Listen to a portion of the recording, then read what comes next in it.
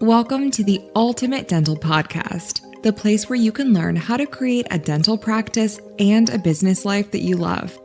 Listen in with Dr. David Moffet as he interviews successful entrepreneurs and successful business people and successful dentists as they share their business successes, their stories, and their breakthrough ideas, sharing pearls of wisdom that you can take back to your practice and implement immediately so that you can have that great practice with more patients, higher profits, and less stress. This is the podcast where great dental practices meet with successful business processes. Thanks for tuning in to the Ultimate Dental Podcast, the podcast where thought leaders, industry experts, and thriving practice owners reveal their very best tips, tools, and strategies that will help you grow your dental practice faster. Now, here's your host, Dr. David Moffet.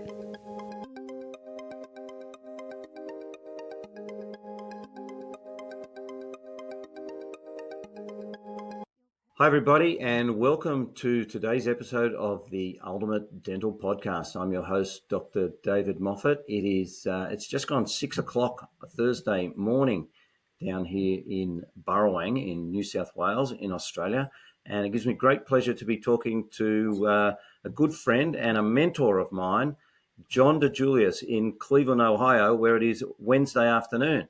Surprisingly, it is warmer down here at 6 in the morning than it is in Cleveland on a Wednesday afternoon.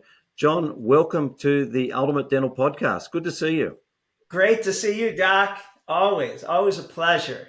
Yeah. Now, John, you and I met at a dental meeting, a dental event that I was attending on a quarterly basis in Chicago in May 2010. And that was quite a life-changing experience for me because I was attending these events and the host would bring in somebody from outside of dentistry to talk on the Saturday morning.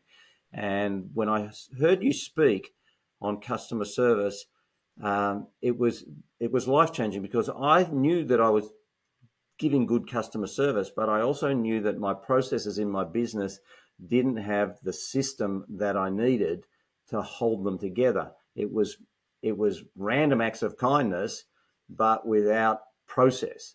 And the penny just dropped. I remember seeing you speak, and by coincidence, you were flying that night, as I was, but on a different airline to Australia to do some events. And I bought your book. I got home. I read your book on the plane. I got home and I said to Jane, I said, I got to go and see this guy speak, but you were speaking in Sydney on a day that I had a full day of patients, but you were. So you had to get on another plane.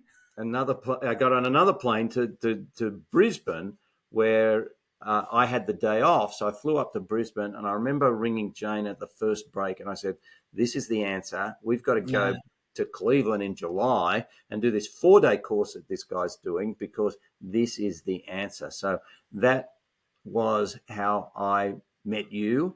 And since then, we have had a long-term relationship in customer service and friendship as well. And I've had you speak at my conference and on my podcast because I think no one does it better than you in the medical industry and the healthcare industry, which, that patient experience is so critical.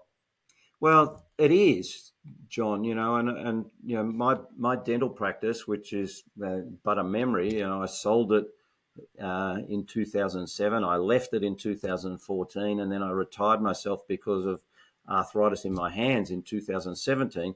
But that was a business that was built on customer service in a working class area of Sydney, which a lot of people thought would be very price conscious. The customers, but they weren't. We were able to help people who wanted good service to receive good service and would pay for good service in the dental industry. And so in my town, people would come to work in that town and they'd say, "Where do I go to the dentist?" And the people in the Chamber of Commerce would say, "You've got to go to Active Dental because it's going to cost you a little bit more, but it's worth it." And that was the reputation that I wanted. People will pay for good service, and you and I both know that. And if we can treat people well, then the relationship is more important that we have with our customers than actually what we physically do. And not a day goes by where I don't quote some of the principles that you taught me about customer service to my coaching customers as well. But John, let's wind the clock back, because I remember recommending a coach friend of mine to come and see you. In fact, he lived in Cleveland, and he used to say to me, "What are you coming over to see this guy with these hairdressing salons? What can he teach you about dentistry?" So let's talk about your background and how you started your customer service journey. So 32 years ago, this past February, me and my wife opened our first business, a hair salon. And, we had the three no's: no customers, no money, no employees. And so, and then like a dentist, you could throw a rock in any direction and hit, 10 competitors on our road. So we couldn't outspend, out advertise, out build. So the only thing that we knew that we could be different back then, this is in the 1993, was no one had good customer experience, not only in the hair salon, but probably, anywhere. So we wanted to be the best experience in our client's day, not in the beauty industry, right? Because I think the mistake that too often we make is we'll say we're the best hair salon in the city, or we're the best dentist in the city. And let's just say it's true. Well, it's kind of irrelevant, because if I go, back in the day, if I went to see you at Acme Dental, I then wouldn't leave and go to your nearest competitor to compare, right? I'm good for a dentist for maybe 6 months. If you or your wife came into the salon in Cleveland, you then wouldn't leave and go to the salon across the street, down the street. So we wanted to be the best experience in your day. And, so if you did go to the dentist, or you did go to the dry cleaner, you did go to meet a friend for lunch or shopping, we wanted any experience to pale in comparison. So that we became really obsessive about that. And then that just started, being our point of difference. And we were able to charge 4 times the average that any other salon was charging in our area. And then that took off. And then, by a coincidence or accidents, people started asking me to speak, first locally, and then in the beauty industry. And, I didn't know it was ever turned into a career. But I started doing it more and more. And then every time I spoke, businesses would ask that was in the audience if they could hire me. And, and then so by 2003, I was a salon owner that spoke a half a dozen times throughout the year. And then my first book, Secret Service, came out in January 2003. And it really overnight, over that year, I went from a salon owner that spoke to a speaker that owned salons. And then really haven't been involved in the salons, still own them, but I'm not involved in the day-to-day. And I've written 6 books on customer and employee experience. And all I do is speak and consult. And we have a consulting firm, the DiJulius Group. Wow. That thanks for the reminder, too, about being the best experience in people's day, because, again, that was something that I never experienced in my dental office, because I was always down the back drilling teeth. But I remember one day walking through the client lounge as my wife was interviewing a new patient in the lounge, and he and his partner was like, they hadn't even met a dentist, and they were saying this. They said, "I can't believe how good you guys are. This is the best experience I've had in any business, not just dentists, in any business. You guys are doing it right. And they hadn't even met the dentist. And that was the experience that we wanted to have. And it's interesting because dentistry isn't just about in the chair open wide. It's from choosing your dentist and then communicating with the office. So many dentists don't understand that, the patient makes the decision, the new patient makes a decision based on your marketing. But if the experience they get when they phone your office doesn't match the marketing or their perception of what they should achieve, they're gone. They either don't turn up or they turn up with their arms crossed and they go, yeah, this place is bad, and they're gone. And so we want that experience in dentistry to begin as soon as the phone rings. And we don't talk about people making an appointment. We talk about them making an appointment, like making their day. And so we want that when they put that phone down, we want them to feel, I am so glad I rang that office. That lady sounded so nice. I can't wait to go down there and meet her. And I can't wait for her to call me and bring my appointment forward. That's the experience. And so I always talk about making their appointment like making their day. And that was a phrase I got from one of your speakers at one of your events very early on in my customer service journey with you, because I used to travel across to Cleveland. Well, I did your course. I did that 4-day course twice because I'm a slow learner.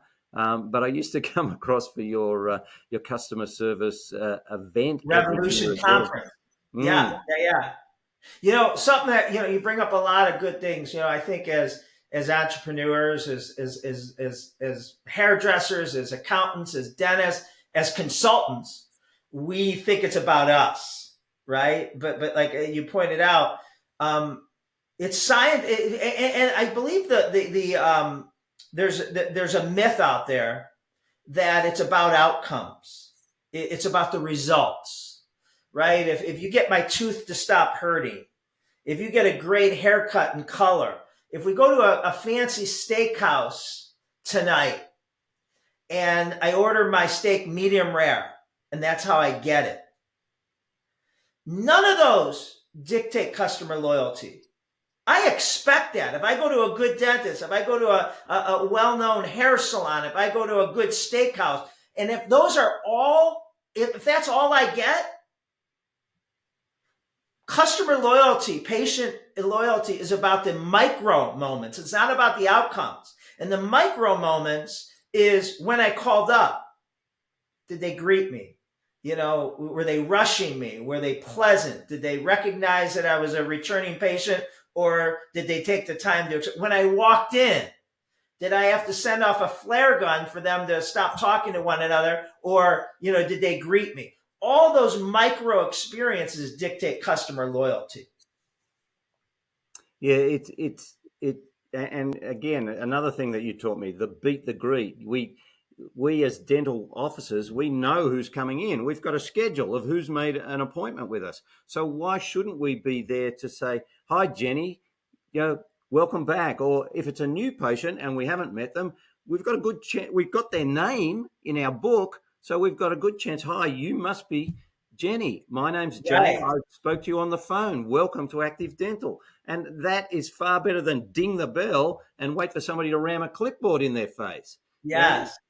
Dentists don't realize how bad and impersonal some of the things they say are, that turns people off before they've even met the dentist at the office. And you're right. It's those micro things. Being able to stand and welcome people and stand and farewell them, especially when you're sitting behind a desk and an upstand and a computer. People can't see you and they know you're there, and yet often in a dental office, somebody might be waiting and there's somebody sitting 4 feet away, not talking to them because they've got this barrier, these physical barriers. And why not get up and go and sit with that person and visit with them and just help them to take the dental part of the visit off their mind and talk about what have they been up to? How's the family? How's work? What are you doing on the weekend? All that sort of stuff. Yeah. You got it. I mean, you live this, but even whether it's my salon, your dentist office, even if a lot of times we don't look up to greet someone because we're finishing up the last task. We're putting away the paperwork. We're scheduling the appointment or whatever it is. I still think we should look up and smile and acknowledge that we know they're there, and I'll be right with you. Right? There's peace of mind to that versus I will not make eye contact with you until I've completed all my tasks and shuffled the papers and put them away. And now I will, give you the grace of me, making eye contact with you. I think people are patient, but they just want to be recognized that that they're there. Oh, John, you just reminded me. I visited an office where I would sit, and I do this. I sit out in the client lounge and watch what goes on. And I remember the receptionist was on the phone talking to someone, and a new patient came in and stood in front of her for 2 minutes without being acknowledged. Not even a look, not even a wave, not even a motion to take a seat or a sign. I'll be with you in 1 minute. None of that. Yeah. As if that person was invisible. And I thought, how can a human being treat another human being in that way? And so when I learnt your system and then applied your system and breaking down every event that the patient went through in the practice, and realized that we had a long corridor and we would have team members walking with a patient past another team member who would look the other way, and I go, what sort of signal does that send to the patient? Why can't she even say hello? So that's you call it the 4-foot rule or the 5-foot rule? 15-5. Yes. It goes with your beat to greet. Beat to greet means no one says hi to us first. Yes. No one says goodbye. No one says thank you. 15-5 means you come within 15 feet of anyone, you smile and nod. 5 feet, if I come within 5 feet, I have to say something. Even if I'm walking by you to get to someone else, I say, good morning. Great to see you again. That's team members and external customers. Something that is really prevalent. If you think about the salon experience and a patient experience, they're identical. Our stages are the exact same, right? You got to call up and schedule an appointment. You walk in and physically get greeted by a receptionist, whatever we may call them. Someone, it might be an assistant to the hairdresser, or a technician takes you back and preps you. Then you get your experience with the doctor, the hairdresser, and then you wrap that up, next steps, and then you go out and you pay, right? And then what you're talking about is each one of those stages, creating your signature experience that's unique and different from any other dentist, hair salon, any business that you'll go through. And you were really good at taking, our secret service systems and implementing them in yours. I don't know if you want to share some great examples that you had that I know you wrote about in your book. John, you raise a really good point, because some of the things I learned from you were systems that you used in your salons, but also systems that you taught restaurants, and that even some restaurants taught you. So one that first springs to mind is, and it talks about always recognizing people that you walk past, is that in a dental office, we know who's sitting in our client lounge, in our waiting room, ready to go down. If we've got multiple doctors or hygienists or therapists working, but the person who comes out to get the patient for their doctor may not be focused on who else is in the room and just go call out their name, which is worse, as if they're calling in a paddle boat, or they ignore the fact that the lady sitting to see the hygienist is the lady that they treated with the doctor last week. So I use that restaurant server seating chart, exactly. And so our receptionist would tell the doctor, Mrs. Smith's here for her appointment with you. She's sitting in chair number 4. And she's wearing a red cardigan, so that they could go to them and say, Mrs. Smith, great to see you again. Yeah, How's your grandchildren? Or I understand this is you've never been here before, so they can customize it based on if she's new, returning, and what we know about her. But also know who else is there and be able Yes. to greet those people as well, because that old clangor at the dental surgery is, if somebody rings and they say, "Have you been here before?" Have I been there before? I paid for that office. I paid for his last holiday. I paid to send his kids to school. Right. Right. In fact, one of my patients followed me after I'd sold my office. He followed me to another practice, and he had used this line with Jane, my wife, and he had said, he'd said, "I think I've paid for your children's education." And Jane had said, "And we're very grateful to you, Tom." So when he turns up at the new office, he says, "Hey, I paid for your kids' education." I said, "Tom, if I'd have known you were going to follow me up here to this new place, I would have had more kids." Right. And he loved that. And again, that's getting out of the stiffness of you're here to get your teeth done and talking about that long-term relationship. He was a patient of mine at my office for 28 years and then followed me for 2 years when I went to work at a friend's office before I retired because of the arthritis. But you're right about the systems, and there are so many things that you can take from other businesses and use them in your business to be a point of difference. One of the things that I did take very quickly was the warm towel at the end of the treatment, just like at the end of a Chinese meal, or when the plane when you finish your meal on an airplane, you get that hot towel in first class. And people would say, "What is this for?" And you say, "Well, just to freshen up." And they go, "Oh, this," and they're even rubbing it in their hands. You can see they are transforming to a place up out of the dental chair, even though they're still sitting in the dental chair. So you're right about having your customer service radar up to be able to take things from other industries, good and bad things, and deliver them to your customers in your business. In fact, one of the things that I really loved about what you taught me was the looking after the service defects and knowing what the service defects can be and how to fix them before they happen, so that you can just seamlessly just swing into that service recovery moment. So that, and this is what I teach my clients, so that the recovery process is actually better than doing it right in the first place. And you always talk about the recovery process. When you've experienced service recovery, you'll tell that story 100 times over, rather than the fact that you just got great service, the service recovery. In fact, Jane and I were in Melbourne last week working, and we had lunch at a restaurant, and my seafood linguine came out, and 2 of the 4 muscles hadn't opened. And so Jane pointed it out to the waiter, and he went off, and I thought, I wonder what he's going to do. Is he going to come out with a cracker and crack these 2 suckers open? He came out with a bowl with 6 more mussels, all open, plus some peepees, plus some garlic butter inside. It was like another meal in itself just there. And he said, "Here you go, sir. We apologise that those 2 mussels hadn't opened." And that was an over recovery. And of course, I've told that, it's less than a week, and I've told that story maybe 20 times. It's just a story that'll stick with me for a long time.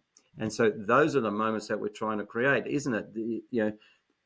That point of difference, knowing your customer, knowing how they have their coffee, knowing the music they like to listen to at the salon, at the dental office, just knowing them on a personal level, rather than, "Oh yeah, that's the guy I did that crown on his upper molar. I don't remember his name, but that I know what I did in his mouth." That's the impersonal side of dentistry. Yeah, you talk about the service recovery. It's called the service recovery paradox, and what it means, if I come into your business and I have normal expectations and you meet them, I may or may not be a loyal customer. If I meet someone that does what you do, or I get a coupon or a better deal, I'll probably switch. But if you drop the ball and make it right, the likelihood of me being loyal is 10 times greater, right? So I say a great customer service a loyalty strategy is screw up first. And I don't really mean that, but we have to look at it as when we do drop the ball, this is an opportunity to gain a customer for life, just like what that restaurant did for you. They took an opportunity of your muscles not opening, and they were able to capitalize that and impress the hell out of you. And now you're a brand evangelist. Yeah, it's always those stories. The other one I tell about a restaurant that Jane and I visited in Florence in 2011, so a long time ago, where at the end of the night they said, would you like an after dinner drink? And I said, yeah, what do you got? And they said, well, you tell me. I said, well, I'll have a whiskey and Jane will have a Cointreau. And so what comes out is 2 glasses and a bottle of whiskey and a bottle of Cointreau, and it was just drink as much as you want. And I think, well, how simple is that? Why be measly and miserly and try and, I'm trying to think of the word, nickel and dime them on you don't over measure. That's to the line. Just nobody's going to sit there guzzling Cointreau and whiskey all night long after you've had a full meal. Right. That story of telling that Largi Osta was the name of the restaurant in Florence. So, every time I tell the Largi Osta story, people go, what? You got given the whole bottle? Yep. Drink as much as you want. It's on us. And of course, how much is a bottle? Really, if you drink half a bottle, then maybe they break even for what they would charge for 1 glass, of course. But the story is worth so much more. Which John brings me to one of your emails that came in. I think this week you were talking about actually 2 legendary brands that were struggling. Ones that you raved about back when I first saw you, Southwest Airlines, and how again, the story of how they got they fixed their turnover times on the ground by studying outside of their industry. And I'll let you talk about that. But you said they're struggling, as well as Starbucks. Your third place was their name, home, work, and Starbucks are the 3 places you hang out. What's gone wrong in each of those situations with those businesses? Why have they turned the corner the wrong way? Well, first, let me, for your U.S. audience, they're going to recognize that the following companies: TGI Fridays, Red Lobster, Joann Fabric, Spirit Airlines, Big Lots, Hooters, and Forever 21. These companies have 2 things in common. They've all filed for bankruptcy in the last few months. And the second thing is none of them were known for excellent customer service. So, a weak economy exposes bad customer service, companies with bad customer service. On the flip side, where you bring up being great, at customer experience, doesn't insulate you, doesn't protect you if you take your eye off the ball. So like you said, Starbucks and Southwest, who've probably been written and used in every book imaginable as great examples, both are struggling today. And I'm pulling for them. But they got away from what made them unique. So Southwest, as you said, when they entered, 50 years ago, the U.S. market, they were last in turnaround times, which is everything. It's your KPI, on-time departures, on-time arrivals. So, if you would have asked me, who we should study, I would have said find the best U.S. company airline that, in turnarounds, and let's do what they do. Well, that's how Southwest did. They studied NASCAR pit crews.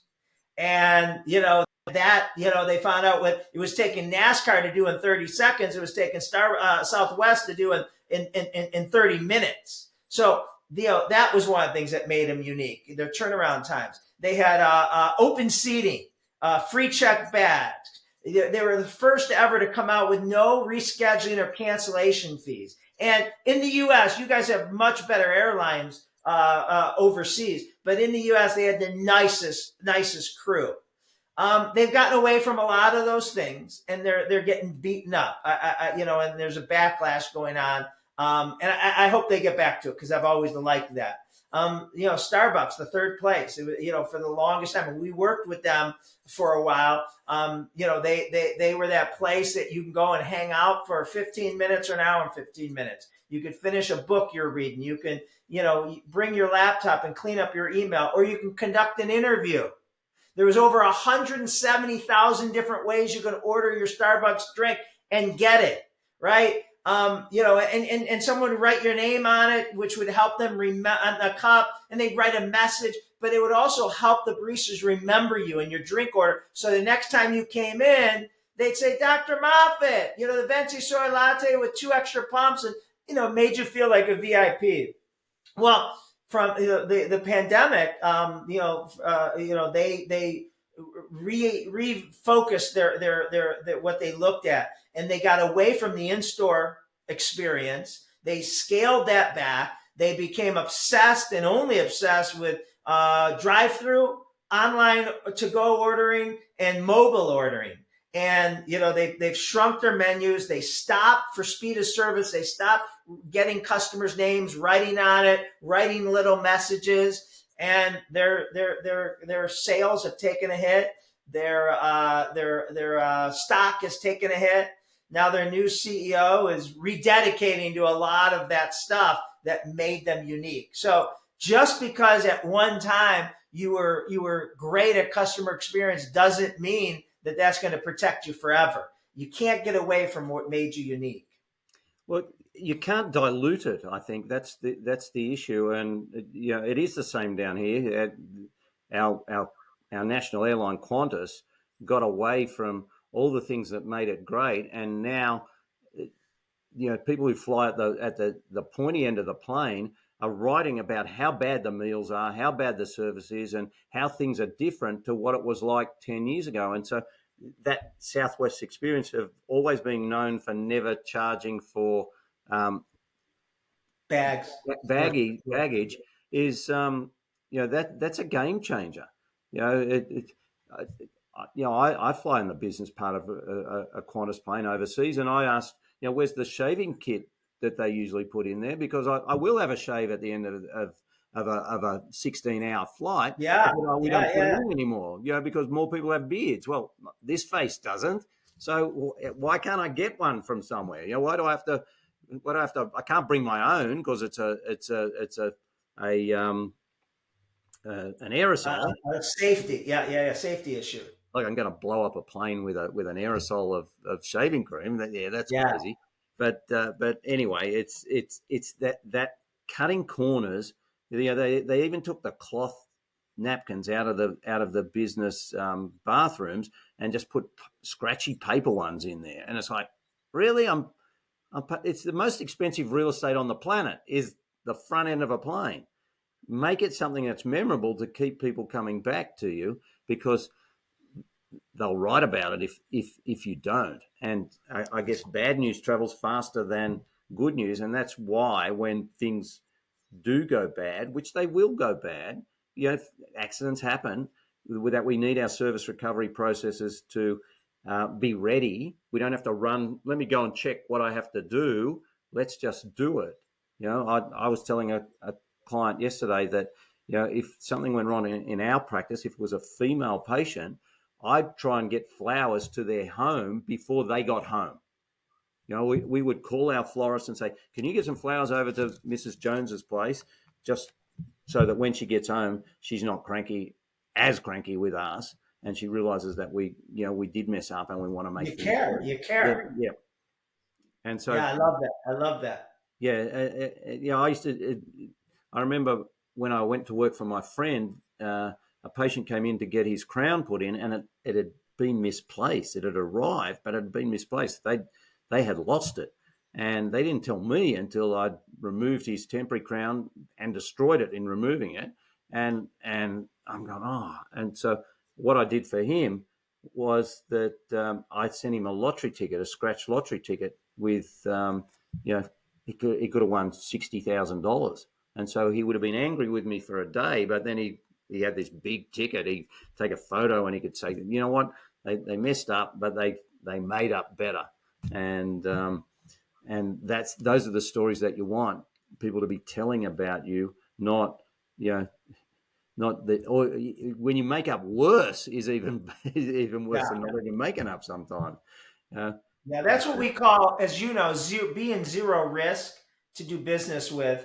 Yes. And being zero risk doesn't mean we're never going to drop the ball, right? I mean, that's impossible. Hopefully, great businesses drop the ball less, but they still drop the ball. And so zero risk means that they're prepared, that when they do, they pick it up and make it right. And you're probably more loyal now than had you not dropped the ball.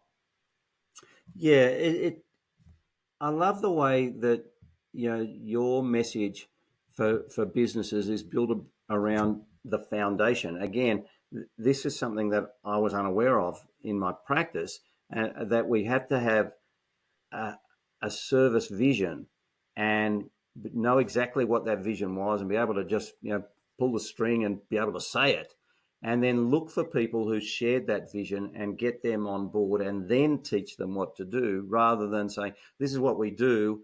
And because everything comes down, the reason we do everything in our business is because we have this rock solid vision. I remember you told me that everybody in Disney knows their purpose, and it's all the same purpose, and it unites everybody, no matter what they do in a Disney park, in a Disney business, it unites everybody with that one common purpose. And so getting back to the basics, and in problem solving, John, just away from customer service, when something goes wrong, we've got to unpack. They're trying to solve the problem. It's like the guy, you've seen him on that YouTube video, the guy with the bucket putting the water back over the fence, and it's coming back through the fence, and he's got to find out where the water's coming from, not just try and get it out of his backyard. A lot of businesses are solving problems without solving the source, finding the source of the problem, and it's usually back along the line. And along the way, you'll say, well, that's actually causing another problem as well. And they go, I didn't realize it was this that's causing that. And so it's being able to unpack those things. But service recovery and knowing where your defects are going to happen in a dental office, our compressor could fail. It's having your somebody could have not ordered the gloves. I've been in that sort of situation. Where's the gloves? Who took the last gloves? Little stuff like that, and having those processes in place so that everything is always there, rather than having to run and get stuff as well. My hairdresser used to say all the time, how do you take your coffee? I said, isn't it written on my card? Right. Yeah. Right. It should be. It should be if you're a regular. We had a patient used to walk in, and we would say, Martin, excuse the drink, but this is how he drank it. He'd say, white coffee, 3 sugars, stirred anti-clockwise. Like, that's how quirky he was. And he loved the fact that we knew it. Knew that. He didn't have to tell you. Yeah, and we told him that every time. And funny, that guy, Martin, moved out of Sydney to Brisbane, and he still communicates with me via SMS and sends me clippings from the local newspaper up there about politics and rugby and all sorts of stuff. We're in touch, 2 or 3 times a week, 10 years on after moving out of town. So again, those relationships is what, dentistry, for our dental viewers, dentistry is really a lonely business being an owner, because the better you are as a dentist, the less people actually understand what you do. You can't go home and say, I did this beautiful dental work with these great margins. Your family goes, what? So you've got to build those relationships. It's the relationships that actually get you turning up, not the doing of the dentistry. But in my experience, people say, do I miss doing the dentistry? Not so much, but I miss seeing my patients. And so on social media, they appear, their birthdays appear, or sometimes they're commenting on my customer service stuff. And one patient says, it took me 6 years to find another dentist because she moved away as good as what I used to get at your place. That's the reputation that you want to build. You want to be known for that in your area, because of how you treat people and how you make them feel. Something that a practice struggles with, like any hair salon or whatever, is you got it and you were obsessed with it even before you met me. I just helped give you some systems, but it can't be dependent on one person, right? That if I get Dr. Moffet, I will have a great experience. But if I don't get Dr. Moffet, right, we call that employee roulette, right? And where when the level of a patient's experience is dependent on which employee they get. If Jane's working at the front desk and I call to make an appointment or come in to check in, oh, you have confidence. But if Sally's working, I hope she didn't get into a fight with her boyfriend. I hope she's in a good mood today. I hope she didn't get a speeding ticket. Or what we tend to use as a crutch, well, she's new. Well, it doesn't matter to me. My experience shouldn't be less than just because she's new, unless you're going to give me a discount. So you have to remove employee roulette. And the way you remove employee roulette is you systematize what you're talking about and get everyone to follow that and hold accountability, so it's not dependent on Dr. Dave being in the office this week and him coming in contact. It should be anyone I come in contact with on the phone, in an email, face to face, right? It can't be dependent on one person. It's so true, John. It's exactly, everybody who picks up the phone has to have the skills, and you can't say, you can't make excuses. Oh, I'm new, or I'll have to get back to you on that. We've got to be able to deliver. I liken it to how the customer feels when they get this bad experience on the phone. Is like the same feeling you get when you've gone to the theatre to see Phantom of the Opera, and they say, Anthony Warlow's not going to be the Phantom tonight. You're getting the understudy. It's kind of like, oh, I've paid full price and I'm getting the understudy. We can't have the understudy appearing to be an understudy. An understudy. They've got to be as good as. Everybody's got to be able to fill in.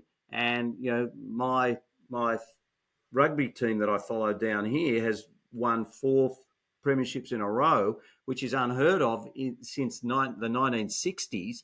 And they have a next man up philosophy. If somebody leaves because there's a salary cap issue, trade, injury, you've got to have somebody coming through who knows exactly how everything is done. And so it's interesting because big companies, not salons and not dental practices, but big organizations, they're just constantly recruiting. And they're not recruiting to because they have vacancies. They're recruiting for when they have a vacancy. So this constant recruitment is, we'll get back to you when we've got someone. And so they're filtering applicants rather than grabbing applicants for their jobs. And I know this because my daughter went for a recruitment with an office supply company, and it was a 12-week recruitment process, and she didn't get to do face-to-face in a store for 8 weeks.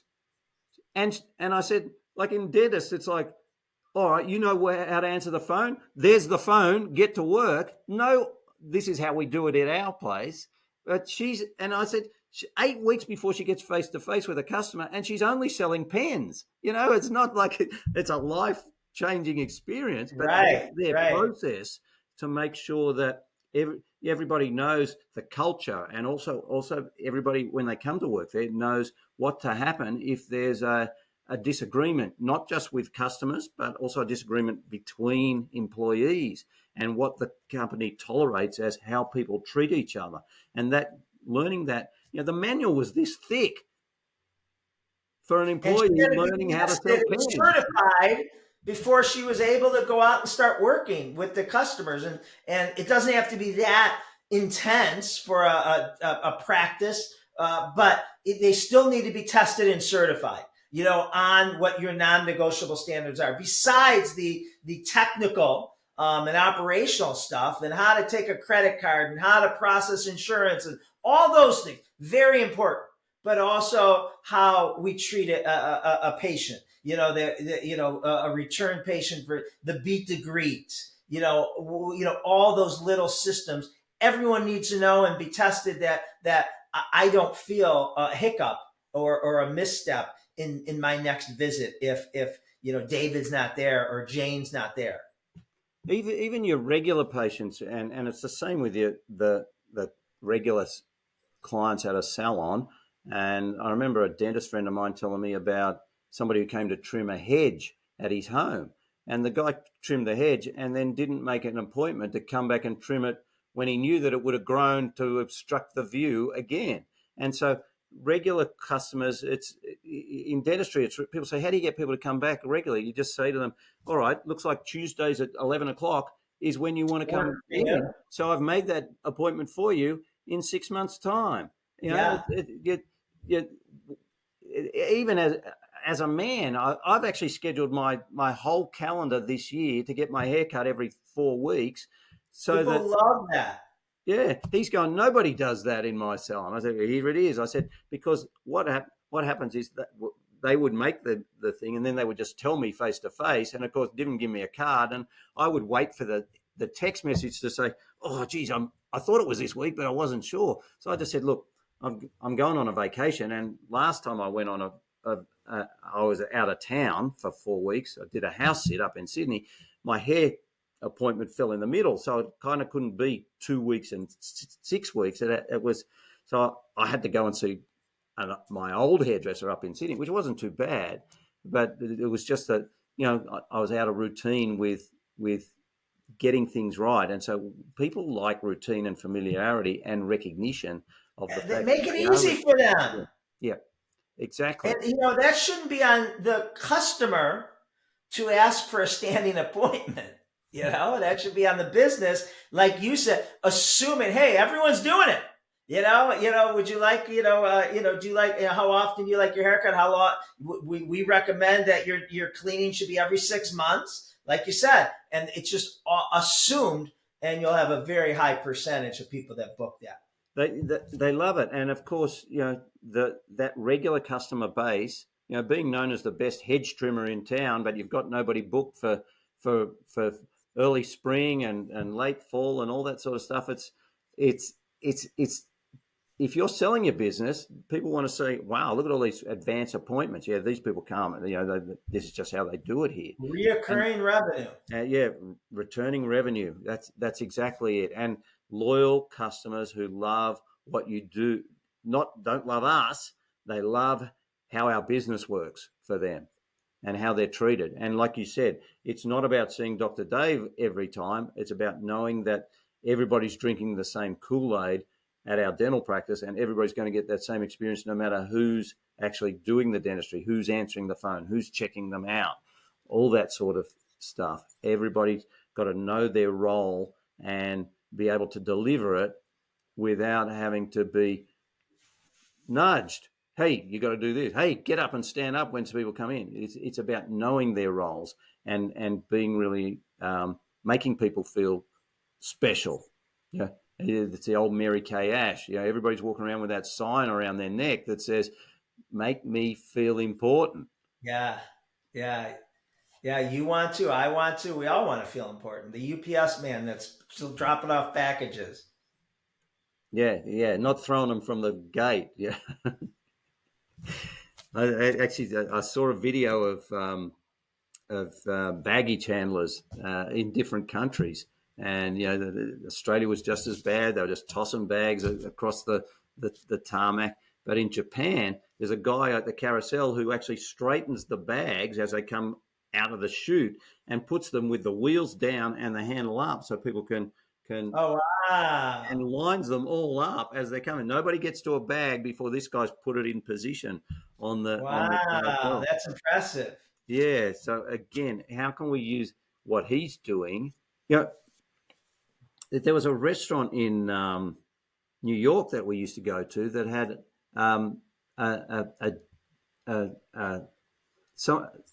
a caretaker at the door, so that when you came out as a man, when you came out of the stall, the tap was running.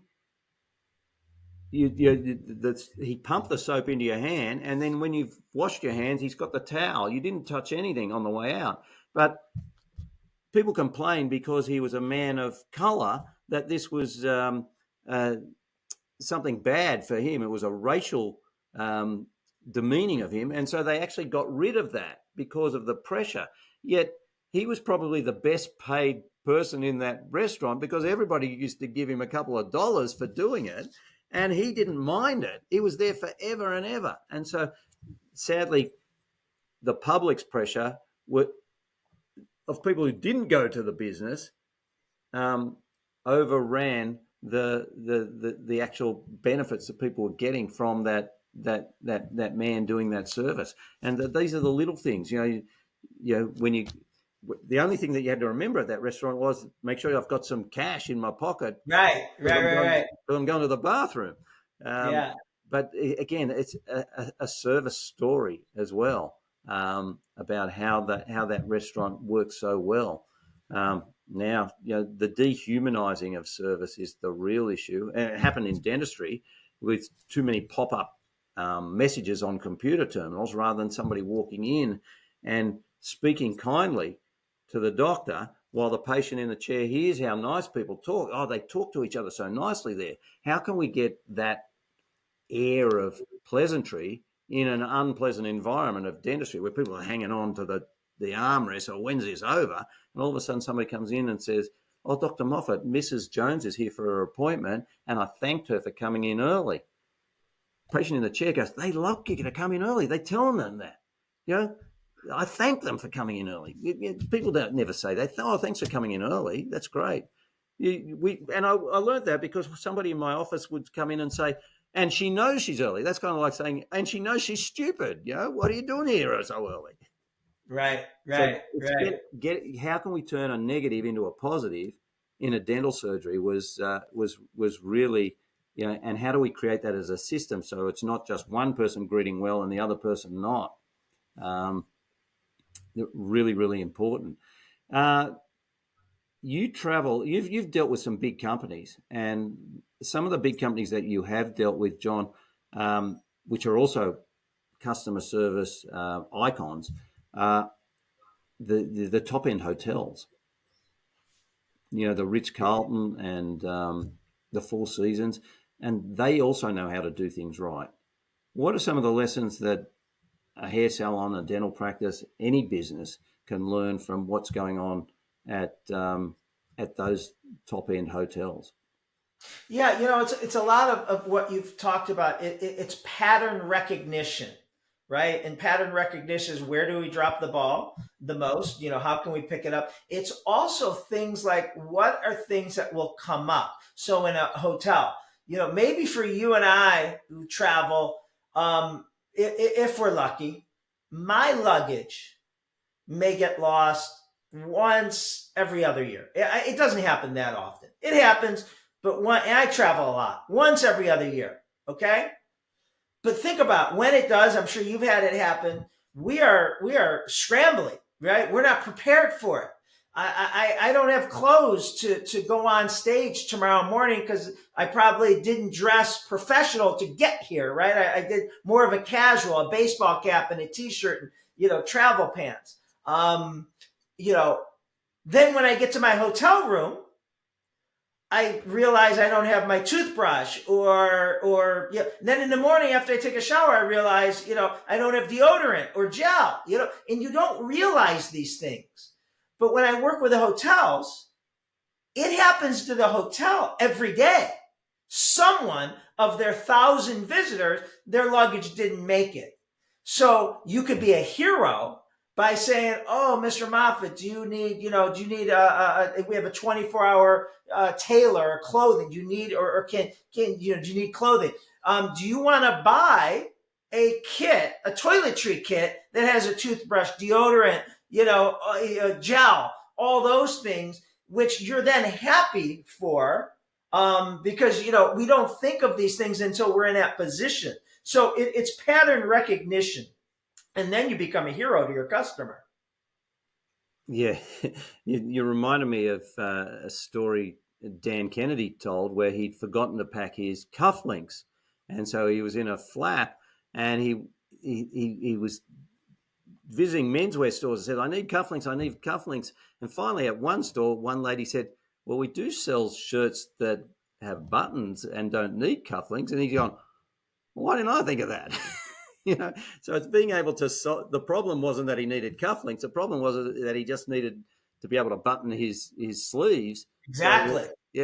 So again, that lady knew the outcome of what she was trying to solve, where he was just mesmerized with the process that he had forgotten these cufflinks. For our younger viewers, cufflinks are things that go into people's sleeves at the bottom of their shirt, and they're made of metal, and they make your shirt look really impressive, by the way. It's kind of like, what's a newspaper, Also, the example I use when I tell this story, I tell a story of when I was working at UPS in college, and I went to call my wife, and I had to use a payphone because we didn't have cell phones. And so now I look for the youngest person in the room, and I say, a payphone is this box that used to hang on a wall that you'd have to put money into it to call, because they don't know what a payphone is. No, I like listening to music from the 70s and songs that mention. I know you do. Kiss. Yeah, well, they're making another concert. They're coming back. They're the guys who know their customer service as well. And people say, I used to go on their cruises. They have a cruise every year. But one of the things I look for is, where are people coming from, and in terms of countries, and how many people are repeat offenders, or turn up every year. And so they did 10 or 12 cruises, and people would come for every cruise every year. That's a big investment. They're a high ticket. It's a high ticket event. I went on 4 because of course it cost me a lot to get over there. But I went on 4. But I was always looking and they recognise people by they got a military Navy rank. So commandant and lieutenant and commander and things like this. Everybody, and captain, everybody went up a rank every time they came back. But I loved seeing that statistic, because again, we used to say that in our dental office. I had a patient, Russell, who wasn't my ideal avatar. His 3 jobs while I treated him were, he was a storeman, a postman, and a garbage man. But he came regularly, and every time I saw Russell's name in the book at our huddle, I'd say, all right, whatever we're doing for Russell, we've got to find out, because that's what we need to be doing for everybody. And there's the lesson to be learned. And that's what I liked about Kiss cruises, the fact that you couldn't identify anybody because they were either wearing makeup or they're all wearing black Kiss T-shirts, breakfast, lunch and dinner. That was crazy. But what kept these people coming back and spending that premium dollar for a 4 or 5 day prison sentence, really, on a boat, ships are bigger than boats, on a ship, what keeps them coming back? Anyway, they've announced that they're doing a Kiss Army. I think it's Kiss Army 50th anniversary. Wow. So they're actually doing a concert in Vegas for Kiss Army, for those loyal Kiss fans, in November. Nice. So they're reforming 2 years after they did their final tour. Yeah. But again, we all, what that story tells you is that there will always be fans of people who go and see. I know people who've seen the Grateful Dead, or whatever they're called now, 50 times. I've seen Kiss 20 times. I've got an Australian band that I like to see down here, but people will do that, and it's about that. The delivering that customer recognition and customer service. I saw an American guitar guy come out. My son wanted to see him. He's from my era. The guy didn't even say hello to the audience for 5 songs. Wow. So, and that's why it was a small venue and a small crowd. Yeah.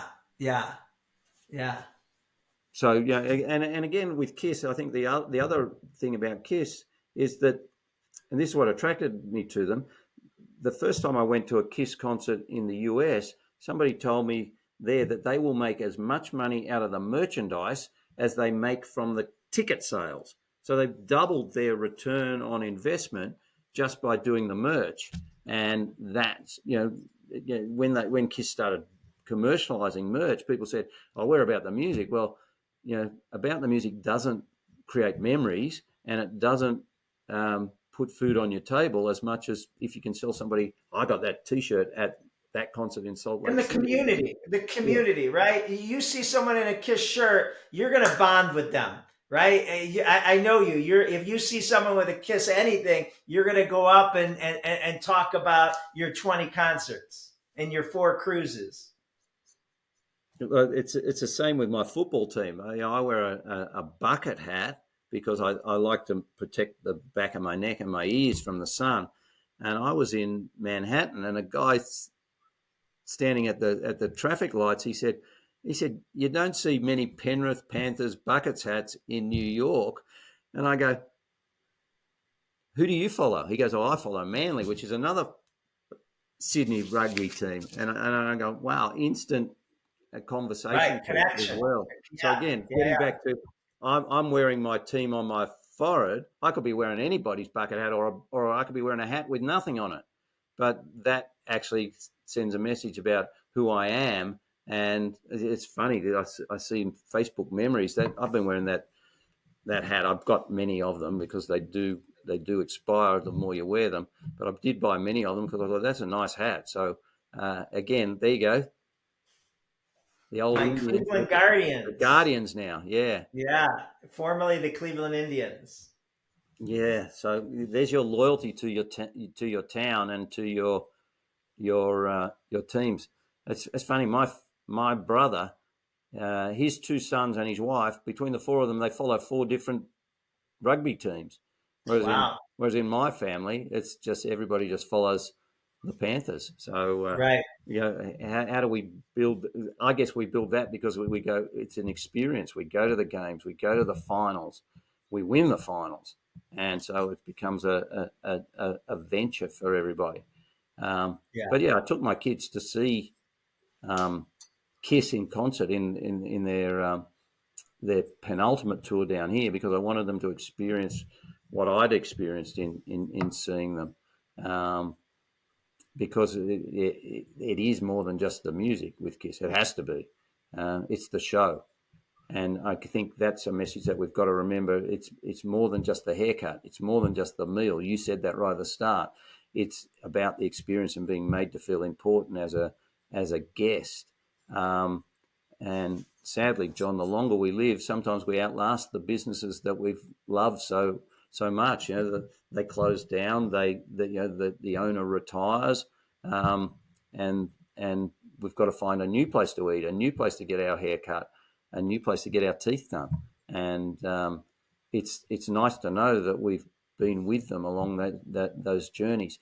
I think one of the things that as we wind this up, John, one of the things that I repeat often that you tell me is that in any industry, people, there's 20 to 25% of the population don't care what the competitor charges because they're so happy with the experience they get from the person providing that service that they would never change or never investigate because it's the experience that holds them together. And I talk about the guy who used to mow my lawn in Sydney. He used to take photos and pop them on Instagram because he said that was the best lawn that he'd mowed in the whole shire, in the whole county. And I didn't care what the guy over the road was paying his guy. I was so happy with my guy and how he made my lawn look, and that he was so regular, and I was never going to change that. But the interesting thing is that whether we're talking lawns or dentists or nail ladies or pool cleaning guys, it's not the one customer is loyal across all industries. Some customers will shop around in some things. But in dentistry, they don't. The ones that don't, and that's the pond that you want to be fishing in and swimming in, because it's so nice to be dealing with those loyal customers all the time than trying to create loyal customers or create a loyal customer out of a new customer. That's hard work. If you're lining up and relying on new customers to try and create business as opposed to having that rent roll, as we said, the hedge trimmer guy, the hairdresser, the dentist, the people who are always coming back. That's the security that you've got in your business, and makes it more about the relationships than the transactions. And so, if you can move your dental practice to being a fee-for-service practice rather than being on insurance, you'll have a better time with your patients. You'll have more loyal patients, and you'll make the purpose of being in business better for your family, for you, for your retirement, for your lifestyle. Your employees. Your employees, for what you do in the community. That's right. You can pay your team better, and you when you pay your team better, you get a better quality employee as well. So everything has there's a reaction for everything. Sadly, in medicine, people think that they can take a pill and it doesn't have a side effect. Oh, they all have side effects. But it's the same in business. When we do something, what are the side effects? Are they minimalized? But what are the ongoing benefits? And that's what we've got to look at in customer service. It is a benefit for everybody. You got it. I've learned as much from you as as you may have learned from me. Well, John, it's been great to talk, and we could have talked for hours and hours and hours, because there's so much in customer service all the time. It's a lifetime commitment. There's no ending in creating great customer service. It's again what I used to say: how can I make this visit for Mrs. Smith today better than her visit last week when she was in? It's always about improvement. What can we do? What did we do last time that she loved, and what can we do a little bit better each time? And that's what keeps people coming back. When it becomes mundane, when they feel like they're being taken for granted or they're being ignored, that's when they leave. And so we've got to up the ante on that experience. And if it's just in conversation, that's the knowing that they're more than just a tooth and a credit card. Making that emotional connection. That's how we're making them feel is the biggest differentiator. Especially, as you said, in today, human experience is so much rarer that we have to capitalize on it when we have it. Well, because it's so rare, John, it actually is an opportunity, because everybody else is not doing it. It's an easy opportunity to stand out by just doing it. Yes, 100%. Couldn't agree with you more. Well, John, thanks for being a guest on the Ultimate Dental Podcast. My pleasure. If anybody who's watching or listening to this wants to get in touch with you, what's the easiest way? DiJuliusGroup.com, the DiJulius group.com. John at DiJuliusGroup.com. You can email me. All right. And so they can email you, or if they go to the website, there's a contact form, ask to get in touch. Excellent. And they won't be disappointed. I'll tell you, having been a client and knowing you now for coming up to, this is the 15th year. That's crazy. One of the watershed moments in my life was meeting you and being allowed to use your processes to be the yin to the yang of what I was doing, and cementing that the things that we needed to do and how to consistently create that consistency. So, John DiJulius, thanks so much. Thanks for your time this afternoon, your time. I hope it's not too cold over there when you leave the office, and appreciate you spending time on the Ultimate Dental Podcast. Thanks, John.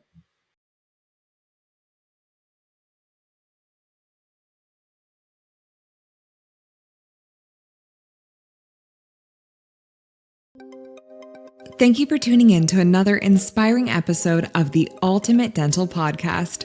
We appreciate each and every one of you for being a part of our dental community and joining us each week on this incredible journey. If you found value in today's episode and you don't want to miss out on future episodes packed with expert insights and actionable strategies, here's how you can stay connected with us. Firstly, hit that subscribe button. Whether you're listening on your favorite podcast platform or watching on our website, subscribing ensures you'll never miss an episode. Secondly, share the love. If you know a fellow dentist or colleague who could benefit from the wisdom and knowledge that we share here, please share our podcast with them. Also, please share the podcast on your socials by simply clicking on the social icons wherever you view or listen to this podcast. Together, we can all do our bit to elevate the dental profession. And finally, stay engaged with us. We love hearing from you. Your questions, comments, and feedback fuel our mission to provide the best content for your professional growth, your personal growth, and for your practice growth. Remember, your journey to creating a dental practice and a business life that you love is our mission, and we're excited to be your trusted guide along the way. Thank you for being a part of the Ultimate Dental Podcast. Until next time, keep smiling, keep striving, and keep on tuning in to the Ultimate Dental Podcast.